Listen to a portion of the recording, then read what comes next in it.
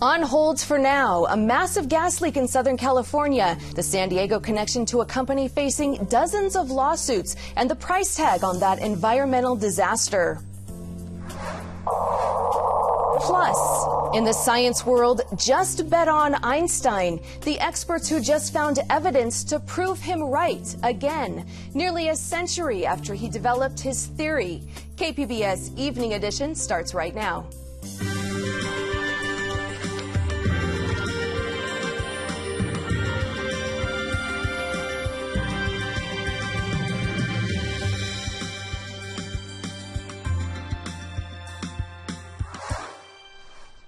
Good evening. Thanks for joining us. I'm Susan Murphy. Finally capped. Southern California Gas says the leak that has been spewing methane for 4 months is temporarily plugged. The utility, which is owned by San Diego-based Sempra Energy, is working on a permanent seal, and that will need to be inspected by state regulators. The incident cost at least $250 million. The company is facing more than 24 lawsuits and criminal charges in connection to the prolonged natural gas leak.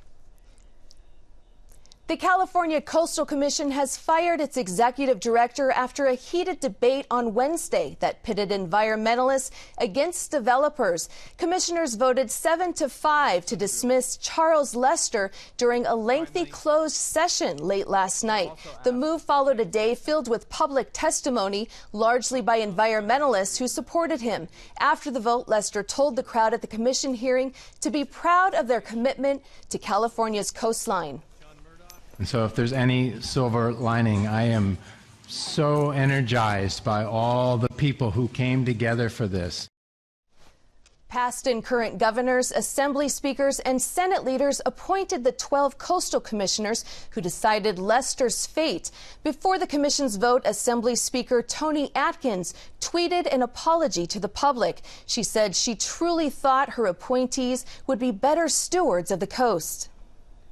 Security at the border going high-tech. Starting today, some travelers leaving the U.S. via Otay Mesa will undergo biometric identification that uses facial recognition and eye scans.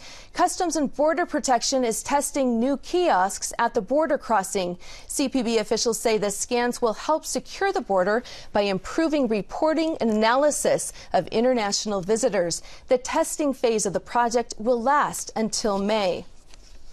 Flyers looking to get through the airport security more quickly now have a convenient location to enroll in a trusted traveler program.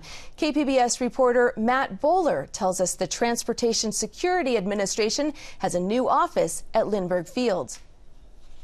Getting through airport security is often the least fun part of flying.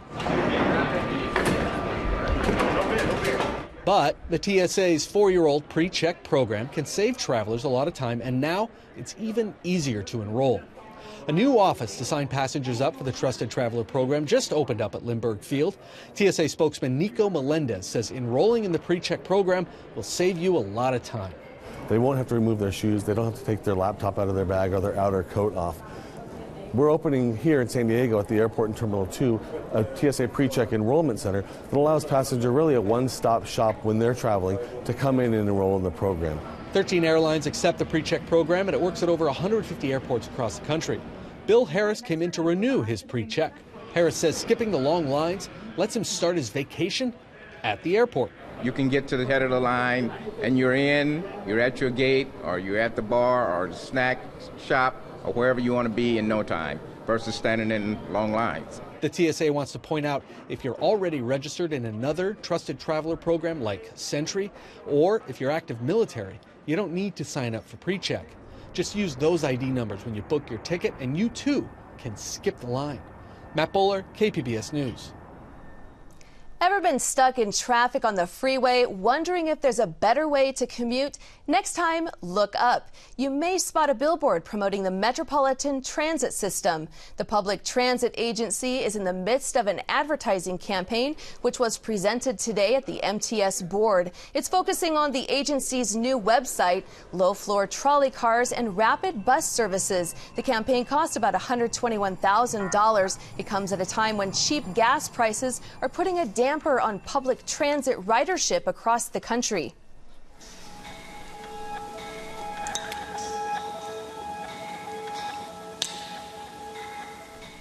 A United Nations report finds that last year there were twice as many major droughts around the world than average. The UN Office for Disaster Risk Reduction reports there were more than 32 major droughts. That's up from an annual average of 15 for the last decade. A UN spokesman says a reduction of greenhouse gases and adaptation to climate change are vital to reduce the risk of disaster. That Godzilla El Nino must have taken a nap this week. Warm weather and clear skies have been keeping California dry. Science reporter David Wagner has an update from the KPBS Drought Tracker. Statewide rain and snowfall have not budged an inch in the last 7 days. As of Thursday morning, the state has received 76% of the rain that normally falls between October 1st and April 1st. That's the same number observed last week. The Sierra snowpack is at 78% of the seasonal normal, just barely up from 77% last week. Scripps Institution of Oceanography climate researcher Sam Icabellis says these numbers would not make you think there's anything special about this year. You would think this is just a pretty normal average year. You probably wouldn't think there's a strong El Nino in place. Icabellis says there's still time for storms to develop, but California is already lagging behind the last major El Nino year. On this day in 1998, the state's rain and snow levels were already well above 100% of the seasonal normal. Another concerning trend, some of the snow that has built up this year is disappearing. Certain parts of the Sierras have seen snow melting in recent days. Snow melting in the middle of the winter is a negative thing as far as California water managing. Icabellis says this week's melting has been minimal, but California should get used to losing snow in the winter. Climate change is only going to make California winters warmer in the future, and that will mean less water reserves heading into the summer. David Wagner, KPBS News. To check the latest numbers yourself, go to kpbs.org/drought tracker. No trace of winter in San Diego. Steph Davis shows us the record-breaking warm temperatures in today's KPBS weather report. Well, we've been looking at record-breaking heat across the San Diego area over the past day or so, and this unusually mild weather pattern will continue in the near future. Will also remain largely dry thanks to a ridge of high pressure in control. So you'll notice much of Southern California, Southern Nevada, and the Four Corners under this high pressure ridge. Off to the north, dealing with some clouds and showers. So if you're traveling north to Northern California, definitely want to keep an eye to the sky and watch for some minor travel delays. But taking a look around home, things looking good. Clear skies from Chula Vista all the way towards Borrego Springs, thanks to that high pressure ridge really dominating the weather pattern. As we head into tonight, should be beautiful out there. Clear skies and quiet in Borrego Springs as temps fall back to 45. A tranquil night in store for Mount Laguna. Your low is 33 degrees. Clear skies in Ramona and Oceanside as temperatures fall back into the 40s. 55 tonight in San Diego under mainly clear skies. So if you're heading out and about to enjoy your Thursday night, should be good to go. The weather looking good. This strong high pressure ridge persists as we head into Friday. It's going to feel like springtime across much of the southwest, 10 to 20 degrees above normal for this time of year, and that's also what we can expect here in the San Diego area. Taking a look at your 5-day outlook for the coast, mostly sunny and warm for your Friday.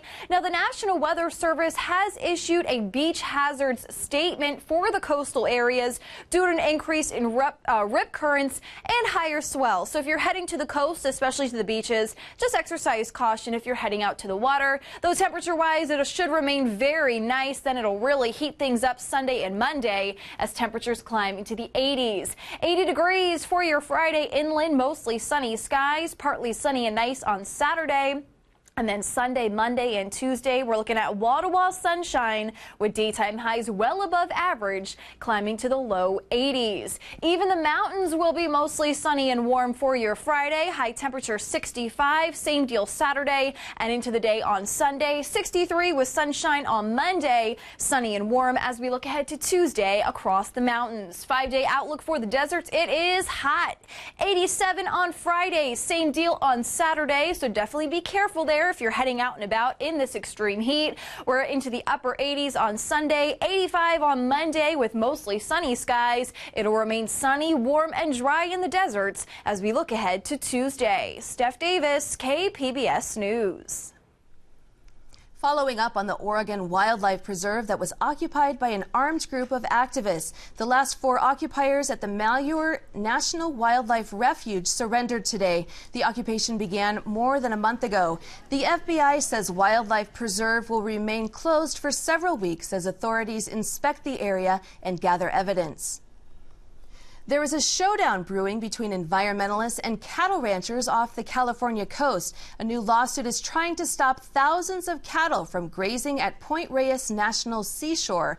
This is about an hour north of San Francisco. The lawsuit filed yesterday names the National Park Service. Environmentalists claim the cattle grazing erodes lands and pollutes waterways. They claim park officials are violating federal law by allowing ranchers to continue using the land without adequate environmental review. Park officials say they have no plans to remove the cattle. A sophisticated scam has conned $26 million out of Americans, and it's not just individual scammers who are targeting them. Associated Press reporter Marina Hutchinson explains who else is behind the scary calls claiming people owe money to the IRS. Ada Garcia got an alarming call recently. It was a lady saying that I had IRS debt of $4,690. And it scared me.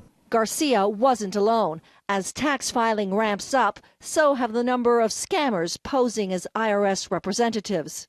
The reason of this call is to inform you that the IRS is filing a lawsuit against you. The IRS says scammers have gotten more sophisticated and have tricked thousands of victims out of more than $26 million since October 2013. We're increasingly dealing not with individuals, although there are some of them, but increasingly dealing with organized crime syndicates around the world. And there's a phenomenal amount of personal information they have already in their possession. A typical call involves threatening victims with things like immediate arrest if they do not send money quickly. Officials say those are clear red flags. We want to make sure that they're equipped and aware to know that the IRS will not contact you via phone first. They will contact you via mail. The IRS says the best advice is to hang up and report the number to the IRS. In Ms. Garcia's case, she says she was so scared she went to the bank to wire money. The teller at one point told me it's a fraud, and then she told me, give me the information and we'll look into it. But go home, be calm down, it's nothing is happening, Miss Ada. But not everyone is as fortunate. The IRS believes the numbers of victims may be even higher. Some people may be too embarrassed to admit they were fooled. Marina Hutchinson, The Associated Press. Last call for those who want to learn more about San Diego's criminal justice system. San Diego District Attorney's Office has extended the deadline for applications to its Citizens Academy. The Academy is a free 10-week course on criminal justice in the county. It will be held at the Joan Kroc Institute for Peace and Justice on the University of San Diego campus. The new deadline to apply is next Wednesday. We're looking at a mixed bag of results for the real estate market in San Diego. The median home sales price was $532,000 last month, down 1% in comparison to December. The San Diego Association of Realtors says that is typical for this time of year. Don Lee with Neighborhood Housing Services program will help provide grants, assistance, opportunities. A new San Diego program will help more people become homeowners. The Neighborhood Lift program will offer a free home buyer event next month. Potential homebuyers can apply for a down payment assistance grant. The grant can cover up to $7,500. The program is they've had people who have had a hard time with down payments. So when houses become available, individuals with cash come in. And then they flip it, they raise the price up, and it becomes unaffordable. San Diego's ambitious plan to house 1,000 homeless vets relies on a one-time infusion of local cash. The entire plan is about to come up for a vote. KPBS reporter Steve Walsh has more on where we may see new housing for veterans. 2 years ago, the San Diego Housing Commission adopted a plan to house 1,500 homeless people over 3 years. Now they're looking at the mayor's plan to house 1,000 homeless vets by the end of this year. One reason the city can be so much more ambitious is an infusion of local money. This time around, there's money coming from the Housing Commission and the city through a couple of one-off real estate transactions that we did not anticipate some time ago. The Housing Commission will kick in $3 million from the sale of the closed Hotel Metro, a single-room occupancy development downtown. The mayor's office is chipping in $4 million. The city is essentially returning the money the Housing Commission paid to continue leasing the ground underneath San Diego Square, a downtown high-rise dedicated to subsidized housing. The Housing Commission is expected to take up the plan Friday, followed by the City Council on March 1st. Steve Walsh, KPBS News. Carlsbad's Measure A is not just a battle over whether to build a shopping center and entertainment center on a coastal lagoon. KPBS North County Bureau reporter Allison St. John says it may also set a trend for developers looking to save time or money on pushing through other big projects in San Diego County. Carlsbad voters are torn over Measure A, and not just because some people want the project and others don't. Even some people who like the plan are unhappy about the way the developer chose to get it approved. That's because it's one of the first developments in San Diego to take advantage of a California Supreme Court ruling. It allows developers to bypass California's rigorous Environmental Quality Act, or CEQA, and go straight to the people with an initiative. Developer Rick Caruso enrolled several influential citizens and launched an initiative campaign last spring to build an outdoor shopping center on the Agua Hedionda Lagoon. With the help of paid signature gatherers, they collected enough signatures to pass the initiative, and it went to the City Council for a vote. At an overflow meeting, the council approved it.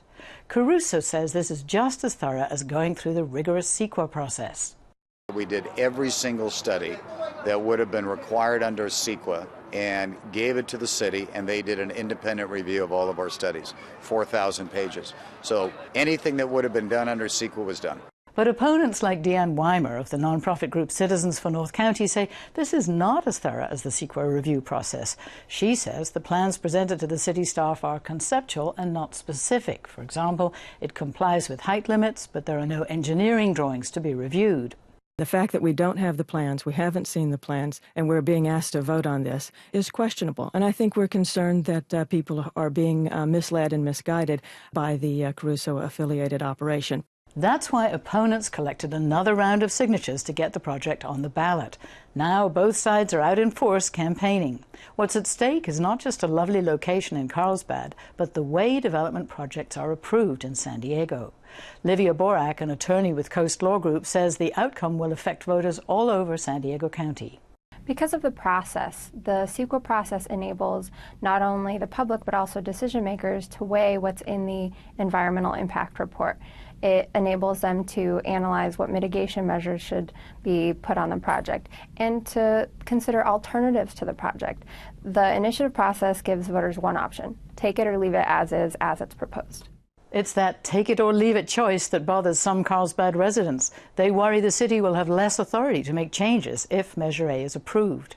And other developers are getting ready to try this same approach. Accretive Investments has spent years working on the proposed Lilac Hills development near Valley Center, but has failed to get approval with the CEQA process. The developer is now collecting signatures for a citizens' initiative. Allison St. John, KPBS News.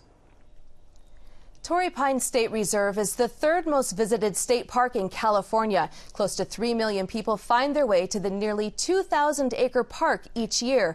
KPBS reporter Eric Anderson says park officials are working hard to keep all those visitors from damaging the fragile resources.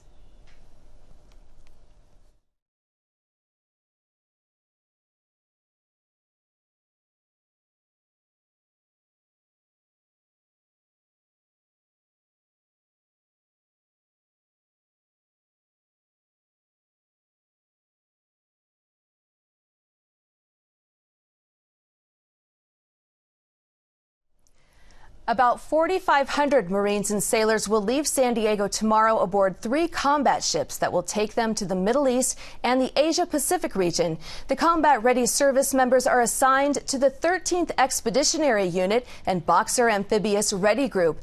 The unit includes ground combat troops, helicopter squadrons, and assault aircraft teams. The routine deployment comes amid increased terrorism and rising tensions across the globe.